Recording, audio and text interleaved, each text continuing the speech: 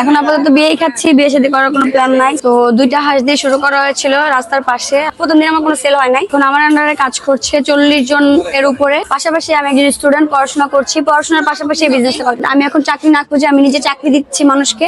পাশাপাশি আমি আমার পড়াশোনা চালাচ্ছি। আমার এখানে অনেক স্টুডেন্টও আছে যারা তাদের পড়াশোনা চালাচ্ছে, আমার এখানে কাজ করে। পানি কম শুকিয়ে গেছে।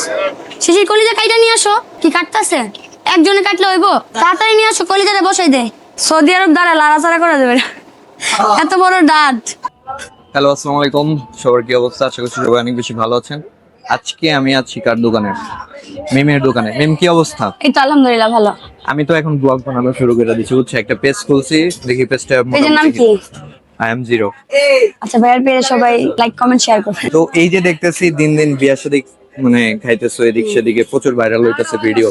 তো তোমার বিয়ে কবে খাওয়াবো? এখন আপাতত বিয়েই খাচ্ছি, বিয়ে শাদী করার কোনো প্ল্যান নাই। সো বিয়ে খেতে হবে এখন। সব জুনিয়র দের বিয়ে হচ্ছে, সো বিয়ে খাবো, বিয়ে শাদী পরে চিন্তা ভাবনা করবো। শুধু বিয়ে খেয়ে যাবো। আচ্ছা, আজকে আমরা একটু শুনবো যে তুমি কিভাবে উঠে আসলা, তোমার গল্পটা। হ্যাঁ, তো দুইটা হাঁস দিয়ে শুরু করা হয়েছিল রাস্তার পাশে, আমার দোকানটা ছিল। ওই জায়গা থেকে জার্নিটা শুরু হয় এবং আস্তে আস্তে আলহামদুলিল্লাহ আমার জার্নিটা চলছে। প্রথম দিন আমার কোনো সেল হয় নাই, পরে থেকে সেল শুরু হয়। প্রায় 4 থেকে 5 দিন পরে আমার সেল স্টার্ট হয়।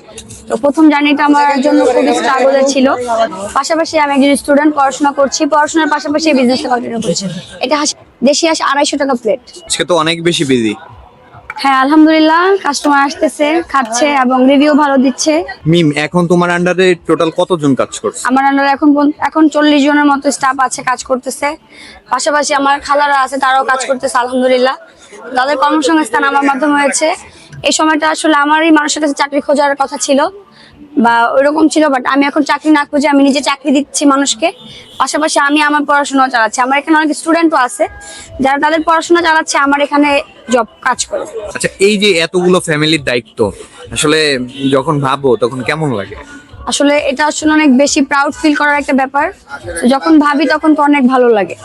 যখন আমি এটা ভাবি তখন আমার খুব প্রাউড ফিল লাগে এবং তারা আমার এখানে কাজ করতেছে, আমার এখান থেকে আর্নিং করে তারা তাদের ফ্যামিলি চালাচ্ছে। তো এটা অনেক প্রাউড ফিলের একটা ব্যাপার আলহামদুলিল্লাহ। এই যে আজকের কাঁকড়াগুলা বেশ বড় বড় দেখতেছি, জি। এগুলা কিভাবে কালেক্ট করো আসলে? কাঁকড়া আমাদেরকে সাপ্লায়াররা দিয়ে যায়। শুধু মাত্র কাঁকড়াই না, হাঁস, গরু। আচ্ছা, তোমার কাছে এখন কি কি আইটেম পাওয়া যাচ্ছে? আমার এখানে আছে দেশি হাঁসের লাল ভুনা, হাঁসের কালা ভুনা, হাঁসের চুই ঝাল, তারপর হবে রাজহাঁস, তারপর হবে চীনা হাঁস, কাঁকড়া মশলা হবে, গরুর কালা ভুনা, গরুর চুই ঝাল, কলিজা ভুনা, ভাজা বট, ভুনা বট হবে। এই ধরনের খাবারগুলো আসলে শ্বশুরবাড়িতে পেয়ে যাবেন। আর এগুলোর সাথে খাওয়ার জন্য আছে চালের একটা রুটি, চাপটি, চিটা রুটি। নেক্সট প্ল্যানটা আসলে কি? নেক্সট প্ল্যান হচ্ছে একটা জায়গার মধ্যে একটা রেস্টুরেন্ট দিব শ্বশুরবাড়ি। সেখানে সব ধরনের আইটেম থাকবে, যেখানে হচ্ছে সবাই এসে সুন্দর মতো খেতে পারবে। অনেক কাস্টমার এসে বলে আপু ফ্যান নাই কেন, গরম এই সেই হ্যান ত্যান।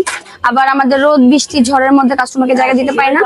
তো প্ল্যান আছে ইনশাআল্লাহ, যদি এরকম অ্যাবিলিটি হয় ইনশাআল্লাহ একটা প্লট মানে একটা জায়গা নিয়ে ওখানে হচ্ছে রেস্টুরেন্ট দেওয়ার ইচ্ছা আছে। আপু দেখেন দেশি আপু আমাদের লাইভ মেনু। হাঁস 250 টাকা, দেশি হাঁস, চুই ঝাল, চুই ঝালটা একটু ঝাল, কালা ভুনা লাল ভুনাটা মিডিয়াম ঝাল, বিফ ওই পাশে, বিফও 250, বট 180।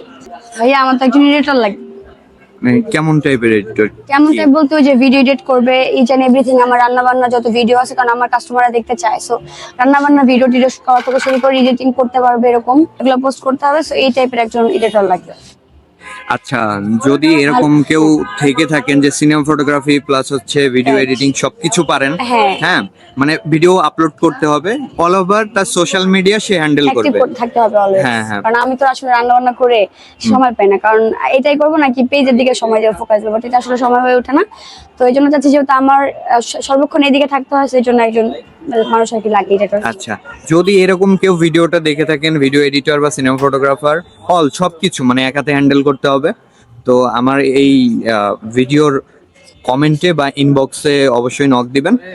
আমি মিমের সাথে আপনাকে যোগাযোগ করাই দিব, আপনারা কথা বলবেন। এই তো। আর লাস্ট কি বলতে চাও? এবং সবাই চলে আসবেন শ্বশুরবাড়িতে। শ্বশুরবাড়ির এরকম মজাদার আইটেমের খাবার খাওয়ার জন্য বিবাহিত অবিবাহিত সবার শ্বশুরবাড়ি, সব আপুরা এবং সব ভাইয়ারা। শুধুমাত্র যে ভাইয়ারা আসবেন তা না, আপুদেরও কিন্তু এটা শ্বশুরবাড়ি। সো সব সিঙ্গেল এবং হচ্ছে ম্যারিড সবার শ্বশুরবাড়ি। সবাই চলে আসবেন শ্বশুরবাড়ির মতো আপ্যায়ন পাওয়ার জন্য শ্বশুরবাড়ি। ওকে, আল্লাহ হাফেজ। লোকেশনটা বলে দিই। বলো বলো বলো বলো। আমার লোকেশনটা হচ্ছে উত্তরা দিয়াবাড়ি, পিলার নাম্বার 5051, বউবাজার শ্বশুরবাড়ি, পিলার নাম্বার 4041, জামাইবাজার শ্বশুরবাড়ি। চলে আসলে আপনারা খাবার পেয়ে যাবেন ইনশাআল্লাহ। ওকে, আল্লাহ হাফেজ। আল্লাহ হাফেজ।